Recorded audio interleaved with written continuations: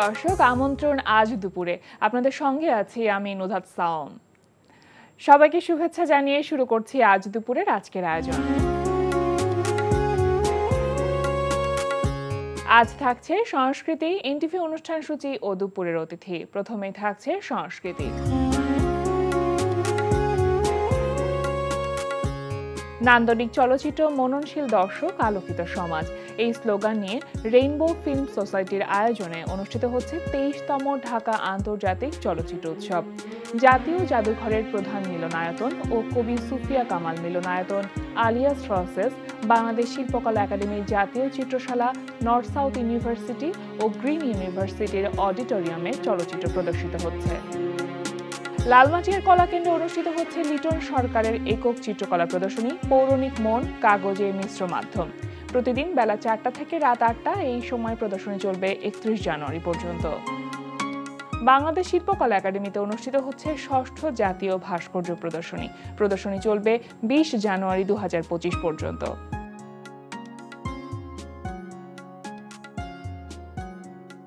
এবার এনটিভি অনুষ্ঠান সূচি।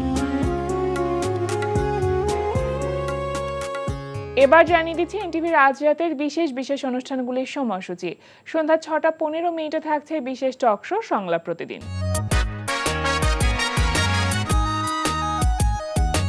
রাত 8টা 20 মিনিটে থাকছে শফিকুর রহমান শান্তনুর রচনায় সাজিন আহমেদ বাবুর পরিচালনায় ধারাবাহিক নাটক ঘরের শত্রু বিভীষণ।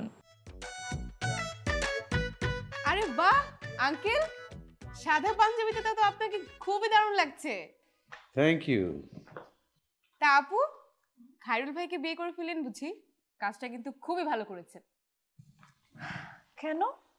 খায়রুলকে কেন বিয়ে করব?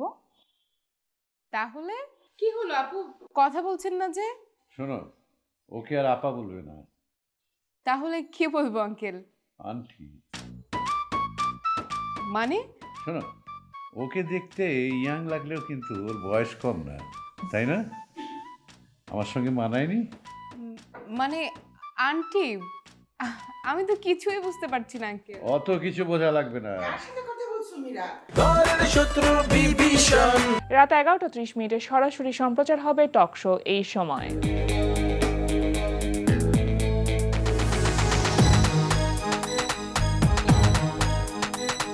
এই ছিল এনটিভির আজ রাতের বিশেষ অনুষ্ঠানগুলির সময়সূচি।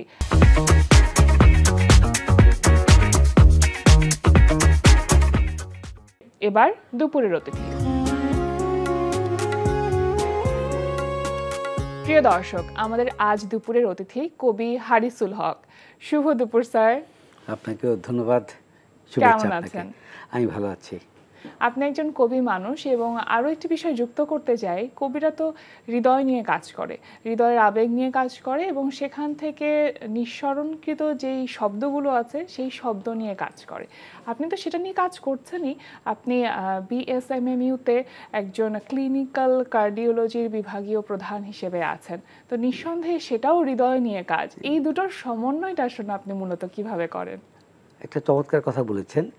যিনি কবি, ওনার মধ্যে একটা স্নেহার্দ্র হৃদয়ে কাজ করে।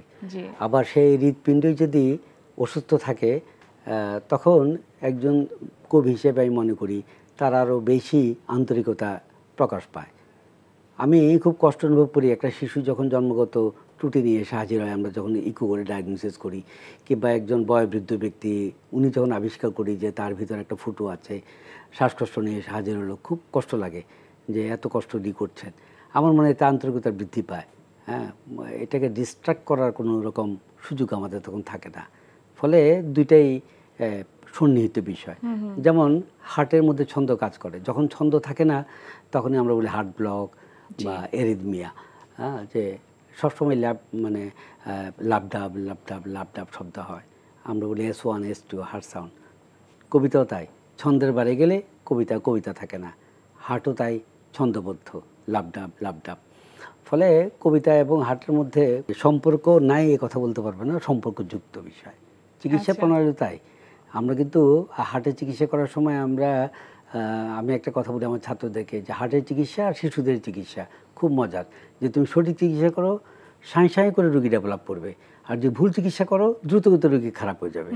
ফলে কবিতার মতো যদি আমরা উল্টাপাল্টা কাজ করি এটা অকবিতা হয়ে যাবে, আর যে ঠিক মতো কাজ করি সুন্দর কবিতা হবে। ফলে অমিল নাই, মিলিয়ে আছে।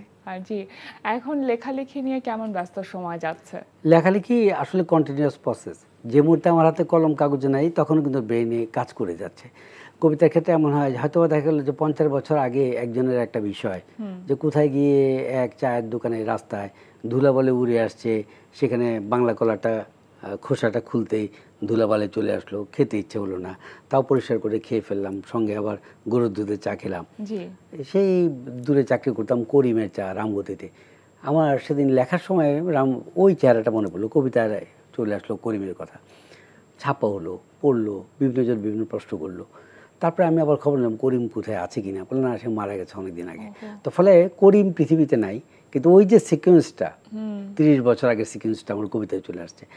ফলে লেখালেখির ব্যাপারটা চর্চাটা সারাক্ষণ চলতে থাকে ব্রেনের মধ্যে, চাই বা না চাই।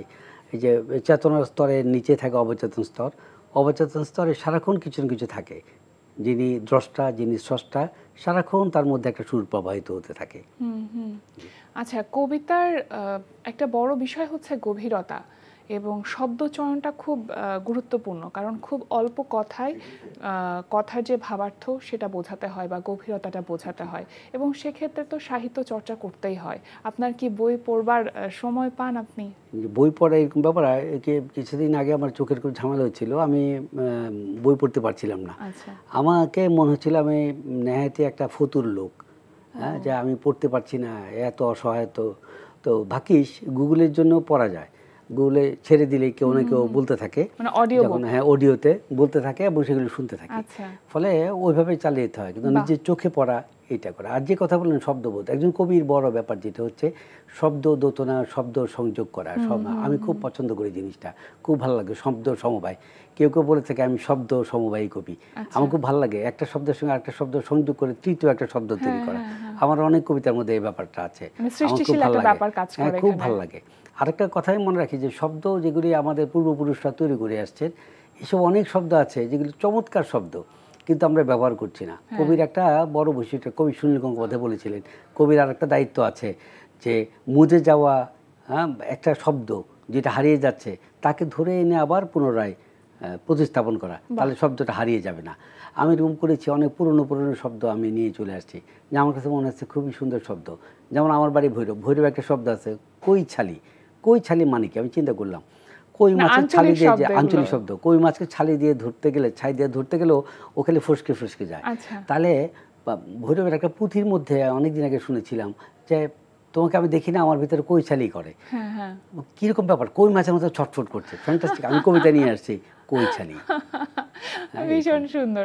আপনি যেহেতু ভৈরবের কথা বলছিলেনই, একটু ছোটবেলার দিনগুলোতে যদি আমরা ফিরে যেতে চাই, শৈশবের সেই সময়গুলোর কথা মনে হলে কোন স্মৃতিগুলো সব থেকে বেশি ভেসে ওঠে? ভৈরবের একটা বিরাট নদী আছে, মেঘনা নদী, খুবই সুন্দর। আমাদের স্কুল অসম্ভব সুন্দর একটা স্কুল ছিল, পৃথিবীতে অনেক সুন্দর স্কুল আমি দেখে আসছি, কিন্তু তারপরে মনে হয় আমার সেই স্কুলটা হলো সবচেয়ে সুন্দর।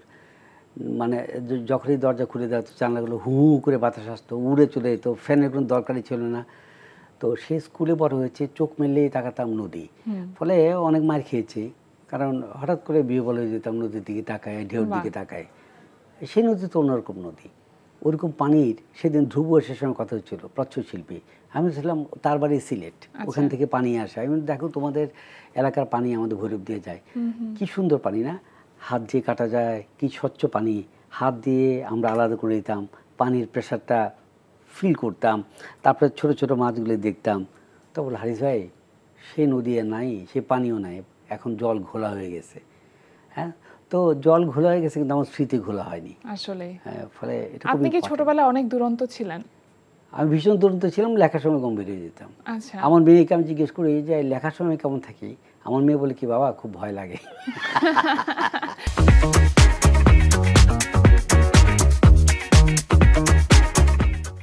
অনেকটা ভাবের জগতে ডুবে থাকা। আমার মেয়ে বলে যে ভয় লাগে না কেমন। আচ্ছা, লেখালেখির শুরুটা আপনার কিভাবে হলো? কারণ সাহিত্য চর্চা তো একটা আলাদা জগৎ। পরিবারে এমন কেউ ছিলেন যিনি লেখালেখির প্রতি আগ্রহটা ছিলেন? আমার আব্বা শিক্ষকতা করেছেন, নাটক করতেন, খালি গলায় সুন্দর গান গাইতেন।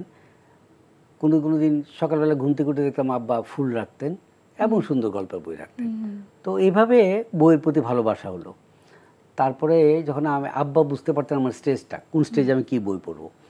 তারপরে প্রথম উপন্যাস পড়লাম আব্বার দেওয়া বিরাজ বউ, শরৎচন্দ্রের দেওয়া। এটাও ঘুম থেকে উঠে বালিশের পাশে রাখা বইটা এত ভালো লাগতো আমার যে আমি ঘুম থেকে উঠে সবসময় দেখতাম আব্বা কী রাখলো। তো আব্বা বই রাখতেন, খুব ভালো লাগতো। আব্বা নাটক করতেন।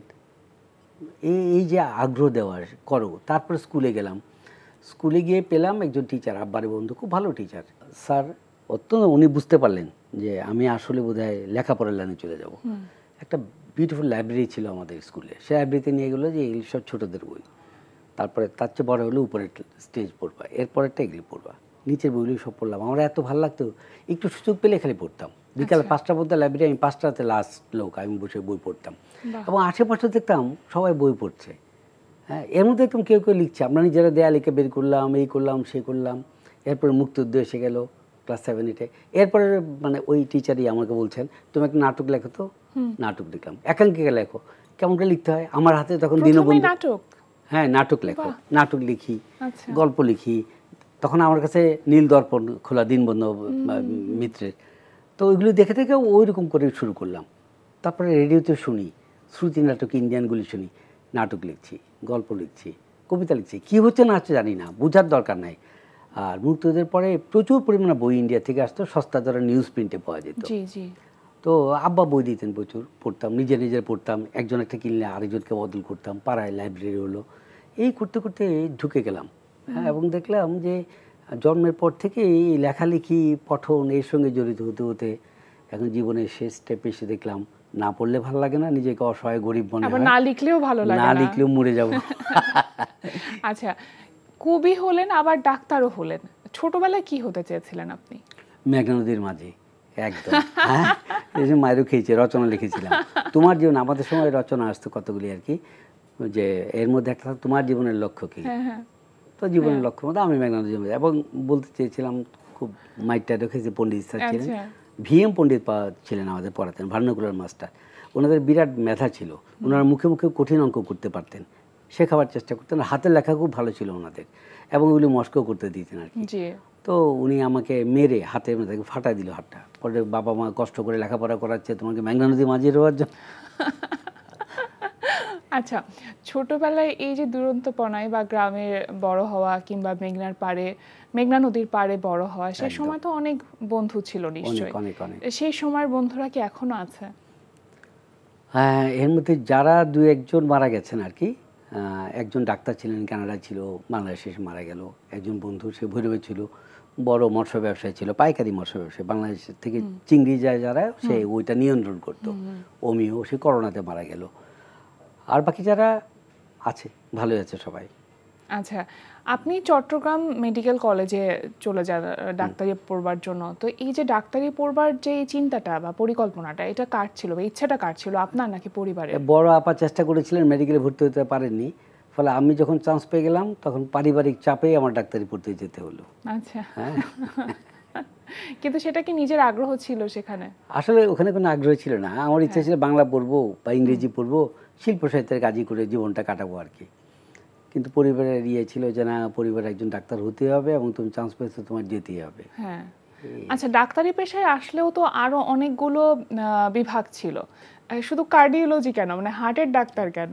এটার খুব মজার কাহিনী আছে। আচ্ছা, যে কার্ডিওলজি বিভাগে কেন ঢুকলাম, এর মধ্যে বিষয়টা হচ্ছে কি যে আমাদের মেডিকেলে তো স্পেশালাইজেশনে ঢোকা খুব কঠিন। তো আমি গ্রামে গঞ্জে চাকরি করছি, 6-7 মাস পর পর বদলি হয়। তো আমি বদলে ঘুরে বেড়াচ্ছি দক্ষিণবঙ্গ, মুট্টুম, খারাপ লাগে না, যেখানে মানুষ আছে, তো আমার মানুষ আছে, বাস ফাইন, ভালো থাকি, ঘুরি বেড়াই, এই করি সেই করি। হঠাৎ মনে হলো কিছু একটা ডিগ্রি না করলে বোধ হচ্ছে না, আরও কয়েকজন বন্ধু বান্ধব পুক করলো। আচ্ছা, তা আমি গ্রাম থেকে ঢাকায় চলে আসলাম। আমার বন্ধু, নাম বলা ঠিক হবে না, এখন সে সরকারের একটা বিশেষ খুবই ভালো অবস্থায় আছে আর কি, সবাই চেনেন আপনারা। তো ওর বাসা আজিমপুরে, ওর কাছে গেলাম পরামর্শ, আমার খুব ঘনিষ্ঠ বন্ধু, আমার স্টাডি পার্টনার। ওকে গিয়ে বললাম ডাক্তার খসরু আছে, খসরু ও ফার্মাকোলজিতে করে ফেলছে, তো দোস্ত কিছু একটা করা দরকার, এখন লোকজন বলছে কিছু করছেন না, ভাববে যে গর্ধব টর্ধব কিনা, চল তুই গর্ধব, তুই বেটা মেধাবী, তুই চালিয়ে পারবি। কি করবো, কোন সাবজেক্টে ঢুকবো, ঠিক এই কথাটাই। হ্যাঁ দুপুরবেলা এরকম টাইম ছিল, সে বললো যে দোস্ত তো এক কাজ কর, তো ঝামেলা না করে আমার সাবজেক্টে চলে আয়, একটাই ডিগ্রি, ওইটা দিয়ে প্রফেসর হয়ে যাবে। শর্টকাট। হ্যাঁ, আমি বললাম যে কিন্তু এতে তো রুগী দেখা হবে না, রুগী না দেখলে তো মানুষ আসবে না, মানুষ না দেখলে লিখবো কি করে, গল্প পাবো কোথায়? এক্স্যাক্টলি। আমার গাড়ি থাকলেও আমি মেট্রোতে যাই, কারণ মেট্রোতে যে নাটকীয় ঘটনা ঘটে, এত মজা মজা ডায়লগ, ওগুলি লিখলেই মহা উপন্যাস হয়ে যাবে। তো ও বলে তাহলে এটা কর, it's the best but very tough. আচ্ছা, তো ও বিরিয়ানি নিয়ে আসলো, আমরা দুজনে ছাপড়া মসজিদের পাশে বিরিয়ানি খেলাম, খেয়ে ওর বাসা গেল, ওদিকে চলে গেলাম, তারপরে এখানে পরীক্ষা দিয়ে ঢুকে গেলাম। আচ্ছা, তারপর আপনি আপনার ছাপার অক্ষরে প্রথম কবিতার বই আসলো কবে, সেটা কত সালে? একটা হলো যে ছাপার অক্ষরের প্রথম কবিতা একটা জিনিস, আর বই আলাদা জিনিস। ছাপার অক্ষরে, হ্যাঁ, ছাপার অক্ষরে কবিতা ছাপা হলো তো অনেক আগে, সেই 72 সালেই প্রথম। তখন মফস্বল থেকে, ভৈরব থেকে আমরা মাসিক ভৈরব নামে পত্রিকা বেরোতো, ওখানে প্রথম ছাপা হলো। তারপরে বইটা ছাপার ব্যাপারটা, এর মধ্যে ছোটো ছোটো বুকলিট বেরোতো মেডিকেল কলেজে পড়ার সময়, ছোটো ছোটো কবিতা, 16টা কবিতা, 10টি কবিতা, 5টি কবিতা। আর বড় বই হিসেবে 2003-এ আসছে প্রথম। সাহিত্য চর্চায় আপনি সবসময় নিমগ্ন নিজেকে রেখেছেন, কিন্তু কেন কবিতা, মানে উপন্যাস বা গল্পের দিকে আপনার মনোযোগটা বেশ অতটা যায়নি, এর কারণটা কি? এইটা যে কথা বলেছেন যে কবিতা কেন লিখি, উত্তরটা এরকম। তো কবিতা কেন লিখি, কবিতাকে কেউ কেউ বলেন যে শুদ্ধতম শিল্পের বাহন। রবীন্দ্রনাথ ঠাকুর প্রথমে এই কথা বলতেন, পরবর্তী সময়ে বলছেন না, চিত্রশিল্প, যখন ছবি আঁকা শিখলেন, মনের রঙে উনি রাঙান। তো এখন কথা হচ্ছে হয়তো বা এই কারণেই তার প্রতি ভালোবাসা, এক। নাম্বার 2, যিনি কবিতা লিখেন উনি চাইলে সব কিছু লিখতে পারেন, কিন্তু যিনি মূলত প্রবন্ধ রচনা করেন, যে প্রাবন্ধিক, উনি চাইলে কিন্তু কবিতা লিখতে পারেন, কোনো কথা না। বরং দেখা গেছে যে কঠিন প্রাবন্ধিক কবিতাতে ব্যর্থ হয়ে প্রবন্ধ লিখতে শুরু করেন, সমালোচনা সাহিত্য রচনা করেন। হ্যাঁ, ফলে আমাকে যদি আপনি গল্প দেন, আমি গল্প লিখতে পারবো। এটা যেহেতু আমি কবিতা লিখতে পারি, এটা বেসিক একটা ছন্দ, কারণ গল্পের মধ্যেও কিন্তু ছন্দ আছে। কবি শামসুর রহমান একটা কথা প্রায় বলতেন, আমার খুব সৌভাগ্য হয়েছে দেশ বিদেশে বড় বড় বরেণ্য কবি, শিল্পী, সাহিত্যিক, চিত্রশিল্পী, এদের নৈকট্য লাভের, ফ্রেন্ডশিপ মতো এরকম আর কি। শামসুর রহমান একটা কথা বলতেন, ভাই কবিতার গদ্য অনবদ্য, কবিতা লেখো ভাই, এই কিছু গদ্য লেখো। সুনীল গঙ্গোপাধ্যায় আমার মেন্টর, সুনীল গঙ্গোপাধ্যায়। তো সুনীল দেখে বললাম যে দাদা, উনি আমার 4টা বইয়ের প্রকাশক, কলকাতা থেকে প্রকাশক সুনীল গঙ্গোপাধ্যায় 4টা বই বের করেছেন। আমি দাদা আমাকে দিয়ে কি গদ্য মধ্য এইসব হবে? উনি তো ঢাউর সাজে বই লেখেন, সব কিছু তোমাকে দিয়ে হবে, খালি লিখে যাবে, হয়ে যাবে। তো এই যে ব্যাপারে কনফিডেন্স বিল্ড করা, আর বিশেষ প্রকরণগুলি কবিতার মধ্যে খুব সুন্দর খেলা করতে হয়। মাত্রা, পর্ব, উমুক, শব্দের ওজন আছে, 1 কেজি 1 তোলা। হ্যাঁ, কান, চোখ, মন সবগুলিকে এক জায়গায় নিয়ে এসে কবিতাকে এক জায়গায় স্থির করতে হয়, কঠিন একটা সাধনা। ফলে ওই সাধনায় যারা থাকে, গদ্য তাদের জন্য কিছুই না। আপনার এখন পর্যন্ত 26টি কাব্যগ্রন্থ রয়েছে, সুইডিশ ভাষায় আপনার বই প্রকাশিত হয়েছে বা কাব্যগ্রন্থ বেরিয়েছে। তো নতুন এখন কোন লেখা হচ্ছে যেটা সামনে আমরা পাবো? আশা করি নতুন ধরনের কিছু লেখা বেরোবে। আমি চাচ্ছি কি সংখ্যাকে সামনে রেখে যে কিছু গদ্য লেখা যায়, যে আপনি যে বললেন যে কিছু গদ্য লেখা যায় কিনা। তো গদ্য লেখার তো কত মজার ব্যাপার আছে, যে গদ্য বড় হতে পারে, ছোট হতে পারে, কোথায় গিয়ে শেষ হবে কেউ জানে না। গদ্য কি, যেমন কবিতা কি কেউ জানে না, যে যার মতো বলে। গল্পের ব্যাপারে তাই, ছোটো গল্প কি এক ধরনের ডেফিনেশন, রবীন্দ্রনাথ ঠাকুরের আরেক ধরনের ডেফিনেশন এক ধরনের, উপন্যাসের ডেফিনেশন এক এক জায়গাতে এক এক ধরনের। তো দেখি এগুলো নিয়ে কিছু কাজ করার ইচ্ছা আছে। গদ্য বা উপন্যাস নিয়ে এখন লেখবার পরিকল্পনা করছেন? এটা তো ছাড়া যাবে না, বেসিক টুংটাং। আগামীকাল আপনার জন্মদিন, আপনাকে জন্মদিনের আগাম শুভেচ্ছা জানাতে চাই। এখন তো আসলে একটু কি মনে হয় যে জন্মদিন আসলে মনটা খারাপ হয়ে যায়, বয়সটা বেড়ে যাচ্ছে? বয়সটা বেড়ে যাচ্ছে, এই জন্য তো একটু খারাপ লাগে। মনে হয় কি যে অনেক কাজ করা বাকি, করতে পারিনি, কারণ এত চিন্তা করা আছে, কিন্তু ওই চিন্তাগুলিকে যে বাস্তবে নিয়ে আসতে পারলে ভালো লাগতো। এই সময়টুকু পাবো কিনা কে জানে। অবশ্যই আমরা চাই আপনি আরো অনেক কাজের সাথে নিজেকে নিযুক্ত রাখুন, সেই সময়টা আপনি পান, সুস্থ থাকুন, মানুষের হৃদয়ের জন্য কাজ করে যাচ্ছেন, তেমনটাই করে যান। জন্মদিনের জন্য আরো একবার শুভেচ্ছা রইল। আজকে আমাদের আয়োজনে আসবার জন্য আপনাকে অসংখ্য ধন্যবাদ। ধন্যবাদ আপনাকে, ধন্যবাদ এনটিভি পরিবারকে। ভালো থাকবেন আপনারা। প্রিয় দর্শক, আমরা চলে এসেছি অনুষ্ঠানের শেষ প্রান্তে। অনুষ্ঠান সম্পর্কে আপনার মতামত জানাতে মেইল করুন আজ দুপুরে @ntvbd.com-এ। বিশ্বের যে কোনো প্রান্ত থেকে যে কোনো সময় আজ দুপুরে দেখতে ভিজিট করুন আমাদের পূর্ণাঙ্গ ওয়েব পোর্টাল www.ntvbd.com। এছাড়া এনটিভি সব জনপ্রিয় অনুষ্ঠান ও খবরের আপডেট পেতে ভিজিট করুন আমাদের ইউটিউব চ্যানেল ও ভেরিফাইড ফেসবুক পেজে। সবার মঙ্গল কামনায় আজকের মতো এখানে শেষ করছি। শুভ দুপুর।